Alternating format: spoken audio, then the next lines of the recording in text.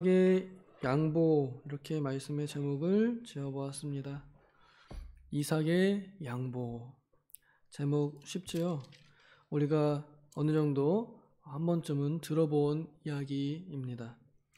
아브라함에게 하나님께서 땅을 약속하시고 아브라함은 갈 바를 알지 못하였으나 하나님께서 명령하신 그 즉시 바로 떠나서 여기저기 떠돌다가 도착한 땅, 그 땅에 살다가 아들과 살다가 갔습니다. 그리고 이제 그 아들 이삭이 아버지의 뒤를 이어서 그 땅에 거주하여 그 땅을 지키는, 그래서 그 하나님의 약속을 지키는 사람으로 사는데 흉년이 들었어요.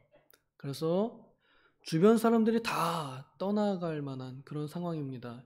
도저히 그 땅에 남아있다가는 살아남지 못할 것 같은 그런 흉년이 들었습니다. 도저히 인간적인 생각으로는 살 수 없는 정도의 흉년이 들은 것 같습니다. 그러니 떠나는 거죠. 그래서 이삭도 남들처럼 떠나려고 했습니다. 나도 지금 여기 경기가 안 좋으니까 잠깐 떠나서 저기 좀 지금 장사 잘 되는 곳으로 좀 자리를 옮겨봐야겠다. 좀 사업 잘 되는 곳으로 옮겨봐야겠다. 이런 마음을 가지고 자신의 거주지를 옮기려고 했습니다. 하나님이 약속한 자리에서 잠깐 떠나서 다시 돌아올 생각으로 했겠죠.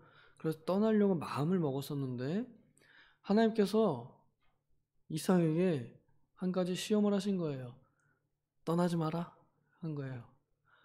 지금 여기 계속 있다가는 눈앞에 딱 보는 상황은 굶어 죽게 생겼는데 하나님께서는 떠나지 마라 하고 내가 너한테 복 줄게 하고 이렇게 말씀하신 거예요. 아브라함과 이삭이 정말 인간적으로 볼 때 위대한 것은요, 눈에 보이지 않는데 하나님께서 보이지 않는 그 미래를 말씀하실 때 그걸 믿고 그대로 순종했다는 것이 우리가 참 크게 본받을 만한 점인 것 같습니다.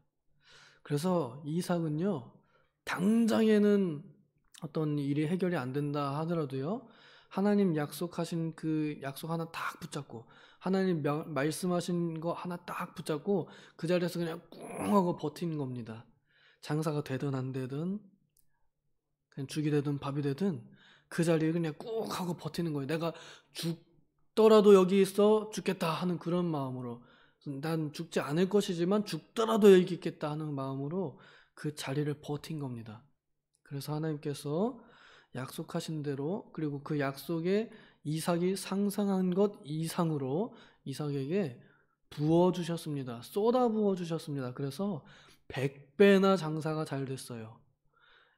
남들은 다 굶어 죽어가고 있는 때에 이삭만 혼자서 100배나 장사가 잘 됐습니다. 이삭은 그 농축업 하는 사람이었기 때문에 양 키우고 소 키우고 염소 키우고 이런 사람이잖아요.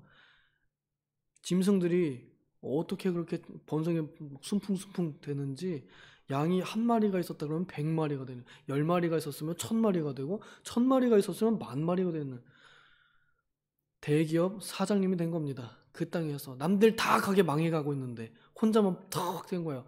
그런데 주변에 있는 사람들이 이삭에게 의지하지 않을 수 없었을 겁니다. 이삭에게 와서 양식을 얻어갔을 것이고 이삭은 그들을 종들 부리듯이 할 수 있었을 겁니다. 이삭은 외국인이었습니다. 그런데 외국인 사장님이 너무 잘 돼서 본국인 사람들을 오히려 더 돌봐야 되는 상황이 된 겁니다. 이에 자존심이 상한 그 땅의 왕, 블레셋 왕 그랄의 왕은 쫓아냈어요.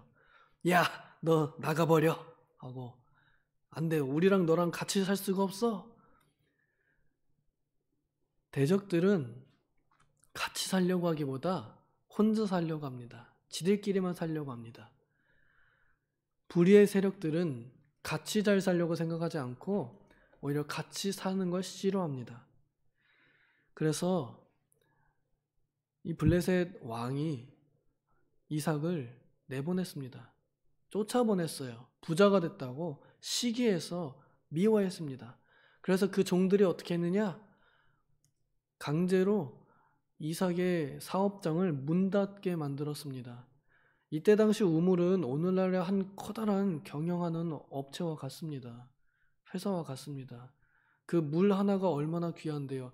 땅 그냥 아무 데나 판다고 해서 그 우물이 터져 나오겠어요? 엄청나게 많이, 오늘날 같이 뭐 이렇게 막 탐지기 이런 거 있어가지고 이 자리다 하고 어떻게 하겠어요? 그냥 열심히 기도하고 그냥 뭔가 좀 축축한 것 같다 그러면 좀 파보고 축축한 것 같다 그러면 또 파보고 그러다가 안 나오네, 아무리 파도 안 나오네 이러면 실패한 거예요. 근데 시간 다 가고 힘 다 쓰고 헛수고하는 겁니다. 우물 하나 파는 게 사업하는 것과 같아요. 그래서 우물 하나 팠다가 안 나오면 사업 망하는 겁니다. 그렇게 우물을 파서 사업이 잘 됐던 것을 이 사람들이 와서 막아버렸어요. 시기해가지고. 쟤는 어떻게 우물 파기만 하면 다 나와? 아주 그냥 시기해가지고 다 막아버렸습니다. 우리 같았으면요. 아주 그냥 집에서 키우던 그 아버지의 318명 군대를 끌고 가가지고 왕한테 가서 막 내놔라 보상하라 했을 수도 있어요. 아니면 진짜 전쟁을 일으켰을 수도 있죠. 그 318명 군인들이 누굽니까? 다른 나라 연합군을 이겼던 사람들이거든요. 아주 특수부대입니다. 못 이겨요. 그런데 그런 사람들 다 은퇴했는지 아니면은 이삭의 마음으로 그냥 참았는지 우리가 여기서 보면은 이삭이 여기서 그냥 아무 말 안 하고 그래 하고 가버렸어요. 얼마나 마음이 넓고 대인배인지 모릅니다. 정말 믿음 있는 사람은 대인배예요. 그래 하고 그냥 가요. 야, 여기 내가 다 팠어. 내가 내 돈 내고 자리 있는데 니들이 뭐라 그래 하면서 얼마든지 자기의 소유권을 주장할 수 있는데요. 이삭은 싸우기 싫어서 그냥 그래 하고 자기가 물러났습니다. 그래서 어디로 가서 살았냐면 골짜기에 가서 살았다고 했습니다. 돈이 되게 많은 사람이 됐는데 사는 데는 골짜기에서 살았답니다. 골짜기가 얼마나 살기 불편합니까? 거기서도 이삭의 종들이 열심히 일하는 사람들이라 어딜 가든 또 우물을 파는 습관을 가져가지고 열심히 으쌰으쌰해서 우물을 팠어요. 근데 팠는데 얘네가 또 쫓아와가지고 이거 우리 거야 이러면서 또 막 우기는 거예요. 판 사람 임자 아니에요? 내가 팠으면 내 거잖아요, 그렇죠? 근데 자기네 땅이라고 우겨가지고 내 거야 이러고 막 자꾸 소리치는 거예요. 이에 대해서 이삭이 아마 하인들은 반대했을 겁니다. 근데 사장님은 오케이 퇴장 우리가 옮겨가자. 이 종들이 아니 사장님 그 우리가 얼마나 힘들게 해가지고 판 건데 왜 그 한 번에 그냥 양보하십니까? 하인들의 원성도 다 들었을 것 같아요.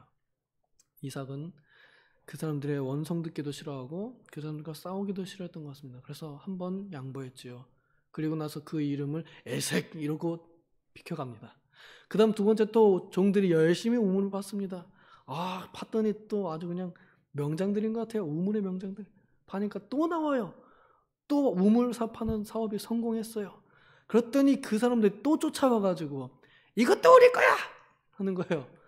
그러니 얼마나 열받겠어요. 아니 한 번 양보했으면 됐지. 또 양보하라고? 이삭의 종들은 아마 못 물러간다. 사장님께 가지고 사장님 안 됩니다. 절대 안 됩니다. 이번만은 절대 안 됩니다. 막 들이눕고 막 그랬을 줄 몰라요. 그런데 이삭은 다시 한번 오케이 그래 우리가 양보하자 하고 또 옮겨갑니다. 그때 이름을 시트나 이렇게 말합니다.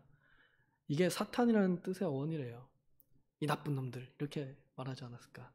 다툼과 대적 이런 뜻이랍니다. 그리고 옮겨가서 우물을 팠는데 이제는 안 쫓아와요. 그 자리에 판 우물이 르호봇이라고 합니다. 넓음이란 뜻이래요. 하나님께서 넓혀주셨다라고 이렇게 말합니다. 그리고 나서 나를 쫓아냈던 그 그랄 왕이 자기 사람들 데리고 와가지고 약속을 하는 거예요. 우리 서로 침범하지 말자라고 말하는 거예요. 이삭이 얼마나 열받았을까. 저 같으면 화가 났을 것 같아요. 쫓아낸 사람이 나한테 와가지고 자기 우물 2개 뺏어가 놓고서는 이제 우리 서로 넘어가지 말자 이런 거예요. 그러니까 이게 뭐냐면 자기 이 블레셋 왕의 사람들이 이삭의 우물 2개 뺏은 것을 확고하게 자기네 것으로 만들려는 겁니다. 이삭이 얼마든지 소유권 주장해가지고 야 그거 원래 우리가 판 거잖아 이럴 수 있잖아요. 근데 와가지고 왕이 와서 그거 딱 우리 거다 라고 이렇게 말하는 거예요. 물질적으로 보면 그렇게 손해인데, 근데 얘네가 뭐라고 말하냐면요, 야 우리가 하나님의 은혜를 보았다, 넌 진짜 하나님께 복받은 사람이다 라고 하는 인정을 받은 겁니다. 이삭은 이 인정받은 것에 자기의 그 우물 2개 잃어버린 걸 전혀 아깝지 않게 생각했던 것 같아요. 하나님의 이름이 높아지는 일에 자신의 물질이 손해를 보아도 그는 그것을 그냥 쿨하게 아주 그냥 통 크게 그냥 오케이 하나님의 이름 오케이 이렇게 그냥 넘어간 것 같습니다. 그래서 이삭이 그 사람들을 대접했다 그랬어요. 그들을 위하여 잔치를 베풀어서. 저 같으면 정말 밥 하나 한 끼 안 사주고 싶을 것 같아요. 아니 사줄 거면 지들이 사줘야지 왜 내가 사줘? 근데 이삭은 정말 대인배요. 딱 먹고 가, 밥 먹고 가. 잔치를 배설해서 먹여주고 약속을 합니다. 이제 우리는 여기서 서로 싸우지 말자라고 하는 약속이에요. 그 이름을 따서 마지막에 판 우물의 이름을 브엘세바, 약속의 우물 이렇게 지었습니다. 그 이름이 대대로 내려와서 여전히 브엘세바입니다. 싸우지 않기로 화평한 약속이 대대로 이어지도록 된 것입니다. 이삭이 싸웠으면 싸움의 우물 이렇게 남았을 수도 있어요. 그런데 평화의 우물 이렇게 남겨놔서 이삭은 자신의 삶이 화평케 하는 사람으로, 온유한 사람으로 기록되게 되었습니다. 마태복음 5장 5절에 보면은 온유한 자는 복이 있나니 땅이 그들의 것임이라, 땅을 기업으로 받을 것임이라 예수님께서 친히 말씀해 주셨습니다. 이삭이 양보했기 때문에 그에게 좋은 자리가 놓였습니다. 그리고 그 자리가 이삭의 예배의 자리가 되었습니다. 이삭이 예배한 자리가 곧 하나님께서 그에게 정해주신 자리요 인도해 주신 자리입니다. 우리가 어떠한 사업을 하건 또 내가 이사를 가든지 혹은 어디에 있든지 사람들이 나에게 어떻게 하는 것은 그것은 하나님께서 나를 연단하시는 일이라 우리는 그렇게 볼 수 있을 것 같습니다.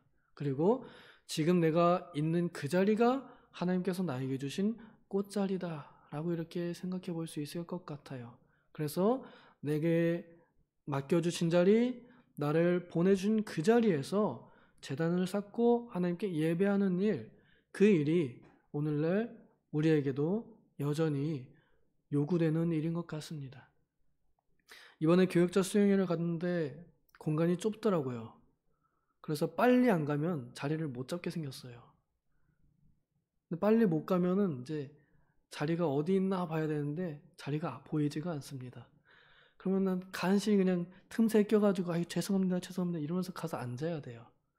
그러면은 가끔은 안내자가 와서 당신 이 자리로 옮기시고 이 사람 여기다 양보하시오 하는 경우가 있을 거 아니에요. 그럼 양보하는 입장에서는 지가 좀 빨리 와서 앉지 왜 내가 먼저 여기 와서 앉았는데 나보고 비키라 그래 이럴 수 있잖아요. 그쵸? 먼저 와서 앉은 사람이 임자잖아요. 그런데도 안내자가 필요하면 옮기라고 하잖아요. 그것을 달게 순종할 때 이삭이 받은 시험과 같이 우리를 연단하신 하나님께 순종하는 게 됩니다. 원칙적으로 예배 자리에 본인이 와서 앉으면 장땡이에요. 그런데 하나님 나라를 위해서 내가 옮겨야 한다면 옮기는 것이 그게 진짜 예배자의 자리가 되는 것입니다. 하나님께서 내가 정한 자리에 앉는 것이 아니라 하나님께서 보내시는 자리에서 예배하기를 원하신다는 것을 우리가 기억하면서 이삭이 자리를 양보했을 뿐 아니라 사업도 양보하고 물질도 양보했던 그 마음이 오늘날 우리들에게도 다가와서 온유한 사람들로서 하나님께서 주시는 땅, 하나님의 나라, 천국을 기업으로 누리는 우리가 되기를 소망합니다. 천국을 기업으로 받아 마음 넓은 성도들, 그런 사람들 되기를 소망합니다. 기도하겠습니다. 하나님 아버지, 우리들의 마음을 넓혀 주셔서 우리의 마음이 르호봇이 되게 하여 주시옵소서. 그리하여 하나님께서 원하시는 자리에 가서 앉는, 하나님께서 원하시는 곳에서 일을 하는 우리가 되게 하여 주시옵소서. 하여 하나님과 함께하는 우리 모든 도봉 식구들 되게 하여 주시옵소서. 감사드리며 예수님의 이름으로 기도하옵나이다. 아멘.